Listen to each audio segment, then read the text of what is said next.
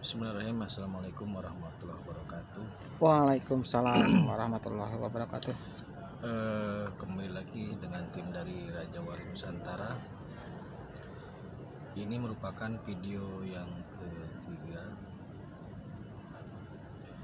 yang mana video yang pertama kemarin membahas terkait kiamat, bahwa kiamat itu bukanlah sebuah kehancuran, tetapi merupakan kebangkitan agama tauhid. Video yang kedua menjelaskan tentang Ya'juj dan Ma'juj yang sudah keluar dalam bentuk metafisik, yaitu energi yang mempengaruhi karakteristik sebuah bangsa. Jadi sifat bangsa itu sama seperti Ya'juj dan Ma'juj. Kemudian Dajjal pun sudah keluar, sama dalam bentuk metafisik yang kemudian larinya ke uang. Jadi karakteristik Dajjal berpindah pada uang. Kemudian yang ketiga terkait dengan Nabi Isa Al-Masih. Nabi Isa tidak turun atau tidak jadi turun. Allah berkehendak Nabi Isa tidak akan turun. Itu yang ketiga. Nah, ini kita akan membahas tentang akhir zaman untuk bagian yang ketiga. Gimana pertanyaannya itu? Ada pertanyaan seperti apa? Di akhir zaman ini, Kang, kan akhir zaman udah lewat, udah berakhir. Kemudian zaman baru ya.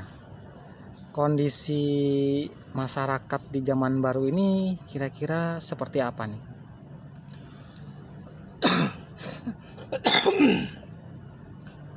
Jadi begini, saya berani memastikan bahwasanya akhir zaman itu sudah gitu. Jadi pada tahun ini kita sudah memasuki zaman baru atau periode baru yang disebut dengan kiamat atau kebangkitan agama tauhid.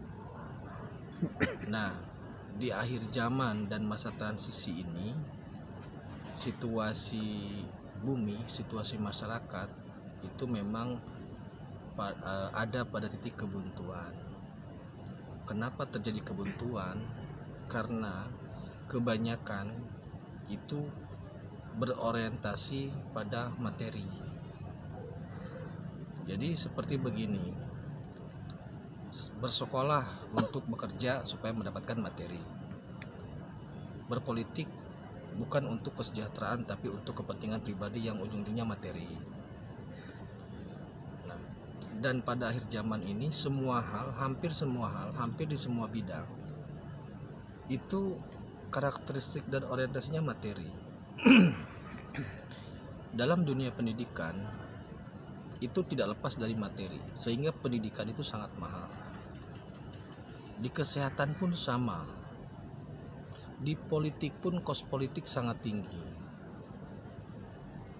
Di kebudayaan pun sama. Sekarang masyarakat itu orientasinya materi. Nah, kebuntuan seperti ini berdampak pada semacam kehampaan spiritual gitu. Maka bagi sebagian masyarakat, situasi seperti ini harus diakhiri. Harus ada yang mengakhiri dan akan ada yang mengakhiri. Jadi situasi ini tidak akan terus berlarut-larut, harus ada yang mengakhiri. Karena seharusnya pendidikan itu bebas nilai, artinya pendidikan itu harusnya gratis. Kesehatan pun sama. Keamanan pun sekarang sangat mengkhawatirkan. Perpecahan sangat mengkhawatirkan. Disintegrasi sangat mengkhawatirkan. Di mana-mana terjadi gejolak. Nah, ini harus segera berakhir dan memang akan berakhir. Ini akan berakhir pada zaman baru yang sedang dan akan kita lewati. Tapi ini sedang dalam proses transisi dan tidak akan lama. Insya Allah tidak akan lama. Jadi situasi masyarakat sekarang memang sedang menunggu hadirnya tokoh atau sosok yang akan memulai pembaharuan ini. Makanya muncul fenomena Keraton Agung Sejagat, Sunda Empire, King of the King dan sebagainya. Itu merupakan sebuah refleksi dari harapan agar ada perubahan dan perbaikan terhadap situasi yang ada sekarang ini. Jadi harapannya sudah benar, tapi aksi atau refleksi dan aksinya itu belum tepat. Dan saya yakin ini juga akan ada seperti itu. Maksudnya pembaharuan ini akan ada. Jadi situasi masyarakat sekarang memang dalam posisi seperti itu. Kurang lebih dalam posisi seperti itu, orientasi materi dan kapitalisme.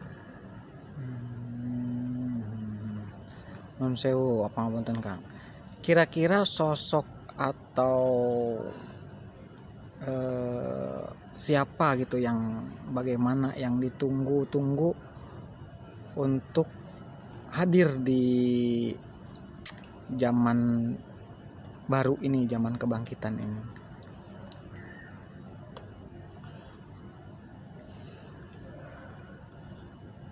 Sosok ini diharapkan oleh semua unsur agama mengharapkan, unsur budaya juga mengharapkan, unsur ekonomi juga mengharapkan.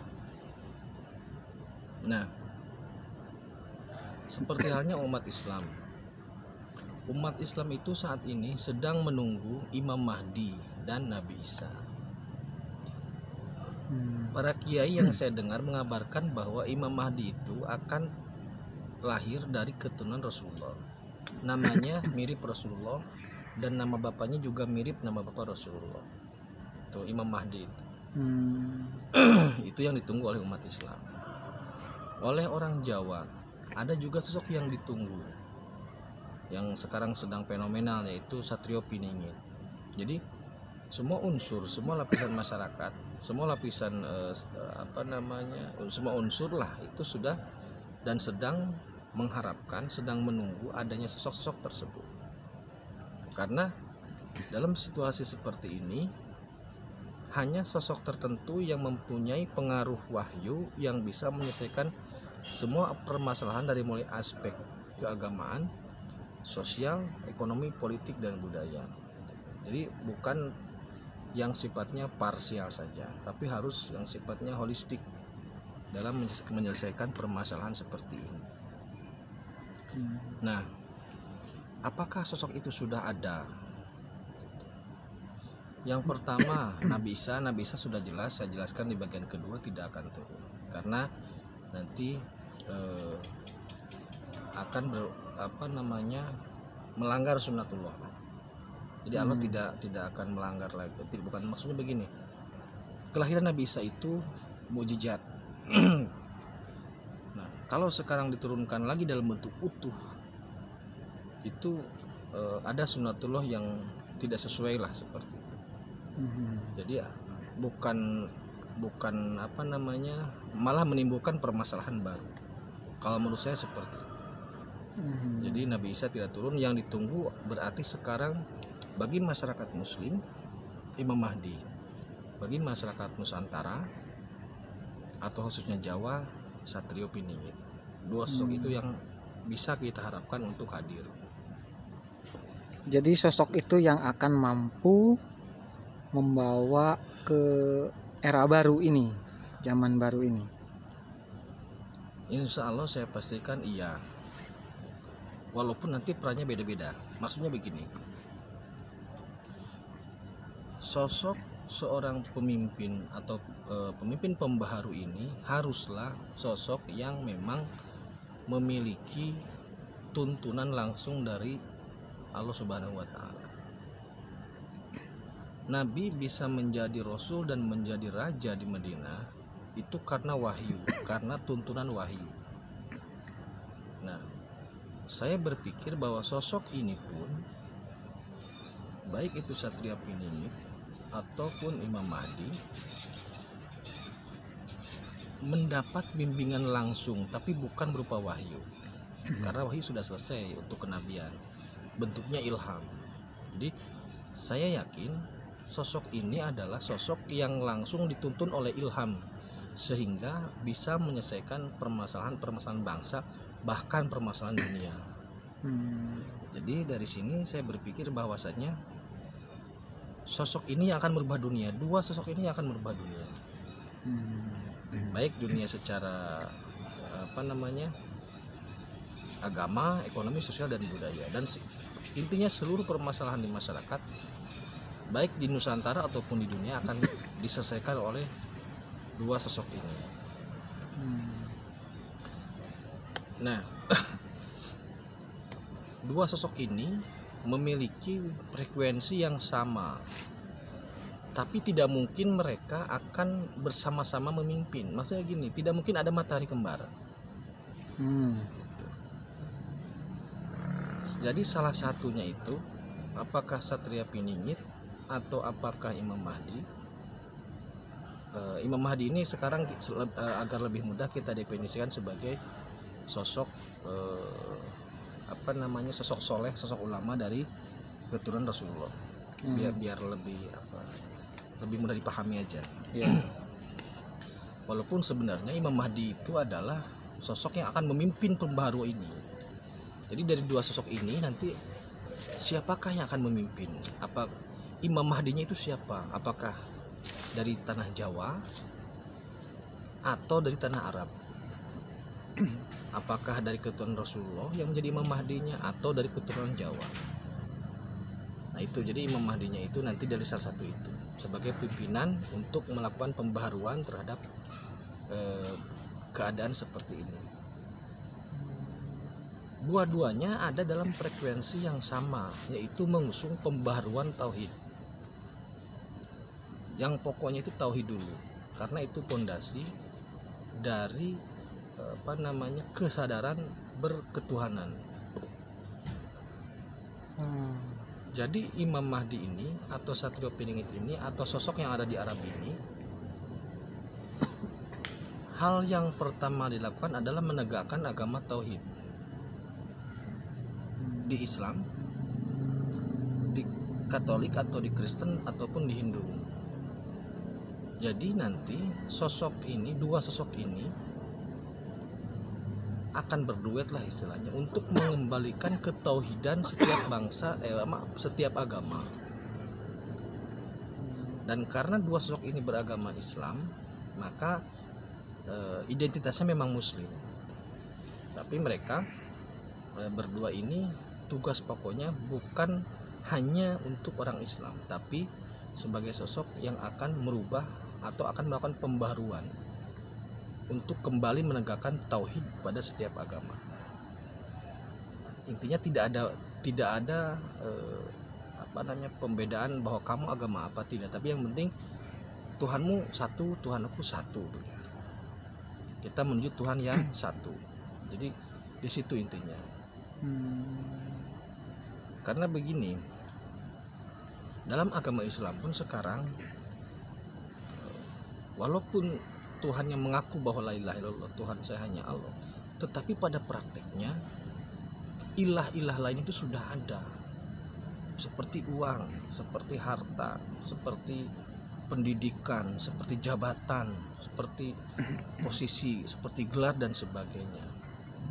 Kenapa saya katakan itu bisa jadi ilah? Karena itu dijadikan tujuan, bukan dijadikan alat. Itu maksudnya. Jadi bahasanya la ilah, tapi ternyata ilah itu sudah ada di semua agama. Ilah yang lain sudah ada di semua agama. Tuh. Maka tugas dari dua sosok ini itu kembali menegakkan bahwasanya ilah yang lain seperti uang, ilah yang lain seperti harta, jabatan dan sebagainya bukanlah tujuan, tapi alat untuk menuju ke ilah yang sesungguhnya. Itu fungsi utama dua tokoh itu seperti itu. Jadi nanti efeknya ke sosial, perangkatnya ekonomi, budaya, semua akan digerakkan untuk menjadi harmoni atau sinergi agar tujuan untuk penegakan tauhid bisa dilaksanakan. Itu ya. Jadi masyarakat harus bagaimana menyikapi atau menghadapi situasi ini nanti untuk datangnya sosok pembaharu tersebut. Ini ketika kemunculan sesuatu hal yang baru itu biasanya ada pro dan kontra. Itu sudah sunatullah. Yang pro biasanya ya 25% lah. Yang kontra ya 10%. Sisanya ngambang atau masa plotting. Nah, ini sudah disadari oleh kedua sosok tersebut, sudah disadari bahwasanya penolakan pasti ada. Tetapi begini, karena tujuan dua sosok ini memang untuk menjadikan sebagai kepanjangan tangan atau sebagai af'al atau sebagai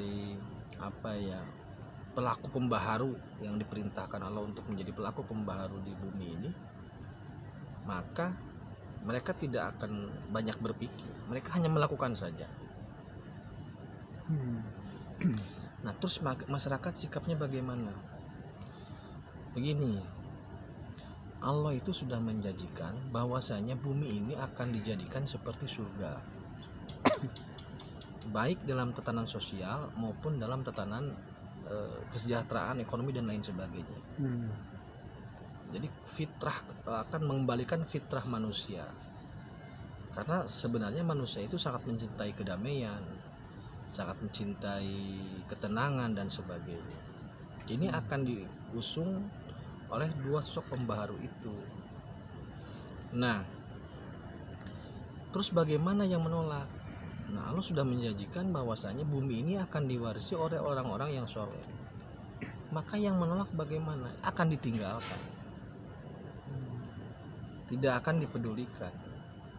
Tetapi nanti dalam prinsip perjalanan dua sosok pembaharu ini, karena mereka hanya af'al atau mereka itu hanya pelaku yang dengan restu Allah, yang dengan izin Allah untuk melakukan ini, mereka tidak pusing.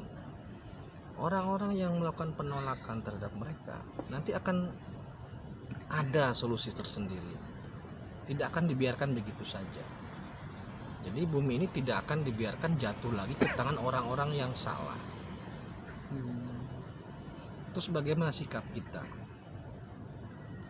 Sederhananya begini, sosok pembaharu ini pasti akan muncul dalam setiap periode. Dan sampai saat ini setelah kerasulan Nabi Muhammad SAW selama 1400 tahun ini memang muncul silih berganti sosok tersebut. Ada zaman Sunan Bonang, Wali Songo kalau di Jawa, ada Syekh Abdul Qadir Jalani di Baghdad. Jadi sosok itu ada. Nah, karena semakin kesini zaman semakin semakin gila, maka sosok ini pun dimunculkan kembali begitu, untuk melakukan pembaharuan terhadap situasi seperti ini supaya kembali ke fitrahnya, supaya kembali Islam, kembali patuh terhadap tata aturan yang sudah digariskan. Gampangnya beginilah, sosok pembaharu ini nanti menginginkan orang Islam kembali ke Qurannya, orang Kristen kembali ke Injilnya, Katolik kembali ke Injilnya, orang Hindu pun sama, kembali ke kitabnya, ke Weda. Jadi sosok ini tidak memaksa orang lain untuk muslim, tapi memaksa untuk mereka kembali kepada agamanya. Karena prinsipnya dalam Kristen ada kebenaran, dalam Hindu ada kebenaran, ada kebaikan, dalam Kristen ada kebaikan, dalam Islam pun sama. Ada kebaikan-kebaikan itu yang membuat agama itu masih ada sampai sekarang. Jadi semua dikembalikan kepada, direposisi lah, dikembalikan lagi supaya tatanan dunia ini sesuai dengan aturan atau tuntunan dari kitab atau yang diturunkan oleh Allah Subhanahu wa Ta'ala. Nah, kalau kita menolak, nanti ada konsekuensinya. yang beberapa ahli spiritualis Jawa mengatakan sebagai peradilan suci. Peradilan suci itu maksudnya begini, orang-orang yang melakukan kejahatan, orang-orang yang melakukan tindakan-tindakan yang melanggar peraturan, itu nanti akan diselesaikan akan diselesaikan dengan cara tertentu yang mungkin kita belum pernah terpikirkan sebelumnya. Itulah mungkin jadi saya berpikir bahwasanya jika sosok ini sudah muncul, ini yang ditunggu, maka sebaiknya kita secepatnya untuk merespon agar perbaikan atau pembaruan ini bisa lebih cepat. Karena Allah menghendaki ini. Jadi itu yang bisa dilakukan oleh kita. Kita tunggu sosoknya sesuai dengan tanda-tanda atau ya sesuai dengan wejangan-wejangan yang sudah disampaikan. Berarti kalau melihat dari statement tadi, mendengar dari statement tadi, kita itu kembali lagi ke zaman jahiliyah ya berarti. Jadi zaman jahiliyah itu parameternya berubah. Maksudnya begini, zaman jahiliyah di masa Rasulullah SAW seperti itu. Zaman jahiliyah di masa sekarang seperti ini. Jadi pada prinsipnya kebodohan itu ternyata kalau menurut saya itu kebodohan itu adalah menciptakan orientasi atau tujuan selain kepada Allah, itu kebodohannya di situ. Jadi setiap generasi itu parameter kebodohan materinya berubah, tapi parameter kebodohan keilahiannya tetap. Pada zaman Rasulullah, mereka memang cukup cerdas untuk pada saat itu. Teknologi memang belum banyak, belum ada bahkan.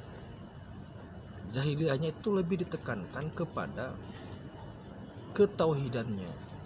Karena waktu itu kan dari zaman Nabi Isa sudah sekitar 600 tahun lebih, hampir 700 tahun. Nah sekarang pun sama. Yang bisa baca, tulis, bisa mengaji dan sebagainya, teknologi itu semakin cerdas, manusia itu semakin cerdas. Makna kebodohan di sini adalah kebodohan dalam mengenali Tuhannya. Jadi ketauhidannya ini yang bikin seorang dianggap bodoh oleh Allah Subhanahu wa taala. Jahiliyahnya itu di situ. Jadi fungsinya itu kembali menegakkan kecerdasan spiritual gitu. Karena yang selama ini dibina, diagung-agungkan itu hanya kecerdasan intelektual. Maka ini dianggap sebagai jahiliyahnya itu di masalah kecerdasan spiritual dijadikan sebagai hal yang tidak dibutuhkan. Semua hal diukur dengan akal, diukur dengan intelektual, sehingga semuanya berakhir dengan materi. Ukurannya di situ. Sedangkan kecerdasan spiritual yang sebenar-benarnya adalah kecerdasan itu dinafikan, bahkan ya sudah tidak diperlukan lagi. Maka disinilah parameter kebodohan yang ada saat ini. Nah, kemudian ditanya apakah sosok ini sudah ada? Saya bisa merasakan ya, karena begini ya, sosok keturunan Rasulullah yang ditunjuk untuk melakukan pembaharuan dalam rasa saya itu sudah ada dan fisik, maksudnya memang sudah ada orangnya, sudah muncul gitu, tapi dia tidak muncul sebagai tokoh gitu. Nah, Satrio Piningit pun sudah ada, tapi belum muncul. Sudah ada tapi belum muncul, dan saya yakin tidak lama lagi dia akan muncul. Dan dia tidak akan mengaku sebagai Satrio Piningit, tidak akan mengaku sebagai Imam Mahdi. Cuman karakternya itu yang akan kita mengenali. Jadi kalau orang-orang yang paham, ketika melihat sosok dan karakteristiknya itu akan mengenali, oh ini orangnya begitu. Jadi walaupun sebenarnya kita ngopi bareng orang tersebut, kita tidak akan kenal bahwa sebenarnya itulah yang kita tunggu. Aromanya sudah tercium, tetapi untuk mengenalinya susah. Saya yakin ahli spiritual dimanapun tidak akan bisa nembus, tidak akan bisa tidak akan bisa menerawang lah, atau tidak akan bisa mengenali sosok ini secara fisik langsung. Ini orangnya. Karena memang orang ini, sosok ini, baik yang di Tanah Suci maupun yang di Jawa, itu memang dilindungi secara full. Sosoknya tidak bisa ditembus.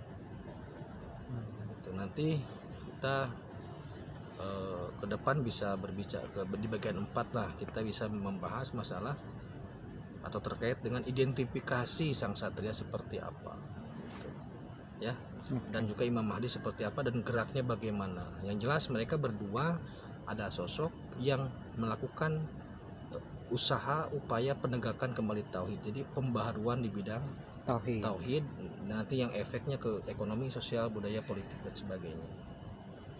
Untuk yang video ketiga mungkin dicukupkan sekian. Terima kasih. Assalamualaikum warahmatullahi wabarakatuh. Waalaikumsalam warahmatullahi wabarakatuh.